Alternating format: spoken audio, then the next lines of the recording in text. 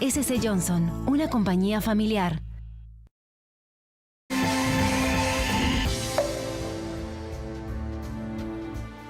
El valor más caro del dólar en los últimos tres últimos años, 3 años y medio, desde el 20 de enero de 2016, y la tercera moneda emergente de peor desempeño. No estoy hablando del peso argentino, sino del peso chileno. Estamos en comunicación con David Kohn, doctor en Economía por la Universidad de Nueva York, investigador y profesor del Departamento de Economía de la Pontificia Universidad Católica de Chile. Muy buenas tardes, David. Hola, Luciana, buenas tardes. Bueno, el peso chileno también fuertemente devaluado. ¿Hay corrida cambiaria en Chile? ¿Se disparó la inflación? No hay corrida cambiaria en Chile y obviamente no se disparó la inflación, las expectativas de inflación están bien ancladas. Ayer salió el informe de política monetaria del Banco Central y de hecho el problema es que las expectativas, que la inflación está por debajo de lo que ellos pretenden, que es una meta que hace 20 años tienen de un 3% anual. ¿A cuánto llegará entonces la inflación de este año? Creo que la inflación esperada para este año es alrededor del 2%, bueno, que está dentro de los límites. David, vamos por partes. Fue súper interesante ese país vecino que ha atravesado momentos de dictadura, también como el argentino. Tienen algunas historias parecidas, políticas y económicas y sociales parecidas en algunos puntos. Pertenece a esta región, está ahí nomás, pero el dólar, la inflación, el flujo de capitales se comporta completamente distinto. ¿Por qué el peso chileno, ante una fuerte devaluación, no pierde credibilidad? ¿Cómo funcionan la mentalidad de la economía de las personas en Chile? Mira, más que la mentalidad de las personas, te diré que es un proceso largo que empezó desde el gobierno militar, después de la última gran crisis que tuvieron ellos en el 82-83, que fue una crisis súper parecida a lo que pasó en Argentina con Martínez de Hoz y tuvo algunas cosas parecidas a la crisis del 2001 en Argentina. Y a partir de eso hubo una serie de políticas bien consistentes entre los gobiernos democráticos que vinieron después, a partir del año 1990, y de a poco se fue ganando credibilidad, y a partir del año 2000 aproximadamente, 2000-2001, ellos han tenido una inflación que normalmente, salvo la crisis financiera del 2007-2008, ha estado dentro de las bandas del Banco Central. Y eso ayuda a que la gente acá no piense en términos de dólar, piense en términos de la moneda local. Además de que tienen una unidad de medida que se llama la unidad de fomento, el UF, que es como los sueldos y los alquileres, por ejemplo, están indexados a esa medida. Por lo cual no te tenés que preocupar por el valor de tu David, salario. ¿por qué la devaluación del peso y el crecimiento del valor, el encarecimiento del dólar no se traslada a los precios? ¿Cómo han logrado eso?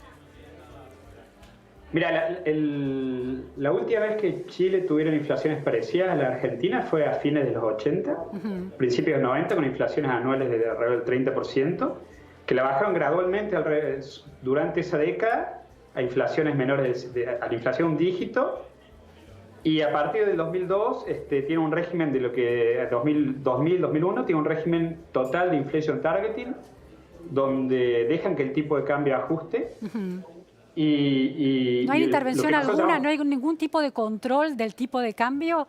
De esas franjas que, nos hemos acostumbrado los argentinos, o de esa intervención fuerte del Estado en el tipo de cambio? Mira, hay un tipo de intervención que ya te comento. Tuvieron bandas cambiarias que las desarmaron totalmente alrededor del año 99, después de la crisis del sudeste asiático, el Sanestop que tuvo Chile. Ahora lo que tienen son intervenciones planificadas, donde dicen muy concretas, muy puntuales.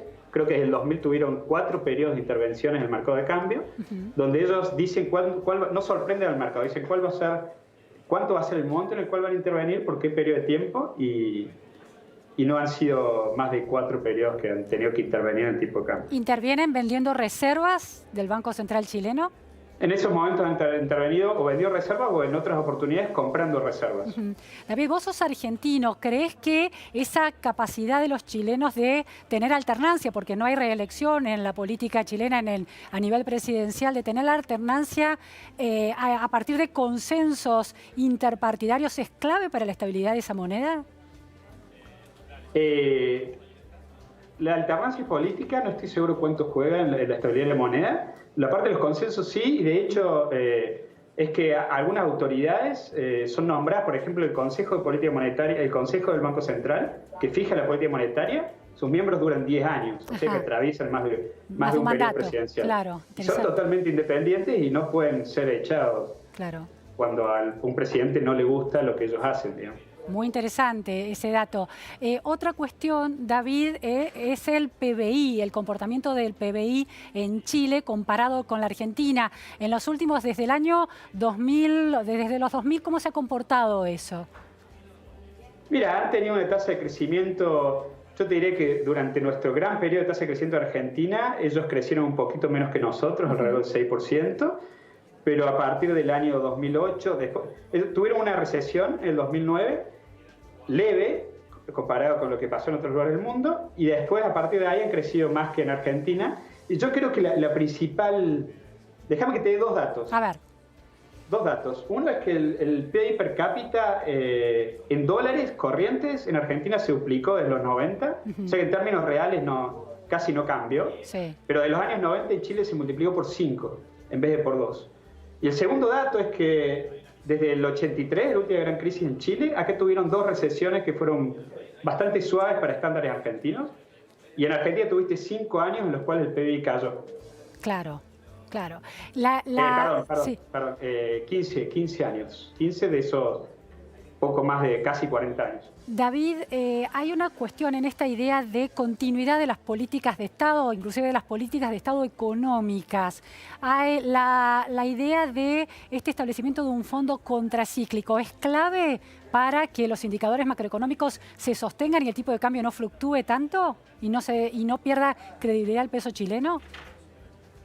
Mira, son dos cosas. Una de las cosas es que se ha creado este fondo de estabilización, que se creó por primera vez en el 87 y luego se renovó en el 2006, porque Chile, sabes que es una economía muy dependiente del precio del cobre. Claro. El precio del cobre, el cobre explica 10% aproximadamente, quizás a veces menos, de los ingresos fiscal. Es nuestra soja, el cobre chileno es nuestra soja, de alguna manera. Sí, o incluso quizás un poco más, ¿no? El 50% de sus exportaciones. Ajá. Entonces, como nosotros sabemos, los términos de intercambio afectan mucho la volatilidad de la economía y el Fondo de Estabilización ayuda, junto con la regla fiscal que tiene en Chile, a que ellos puedan gastar más en periodos en los cuales la economía le va mal y ahorran en periodos en los que la economía le va bien. Es una institución fiscal súper importante. Claro.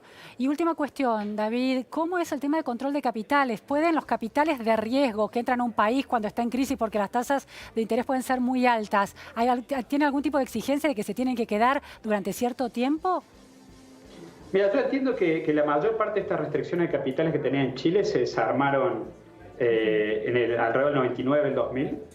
En esos momentos, en los 90, hubo una restricción que se hizo muy conocida en el mundo porque la gente la pone como ejemplo, que eran encajes no remunerados. Quiere decir que vos traes una inversión y tenés que dejar alrededor primero un 20%, después un 30% de tu inversión, la tenés que dejar sin ganar ningún interés en el Banco Central. Y eso tenía un costo y te hacía más costosa la inversión. Claro. Y buscaban desalentar las inversiones de corto plazo, buscaban que no afectara tanto al tipo de cambio real, ¿sí?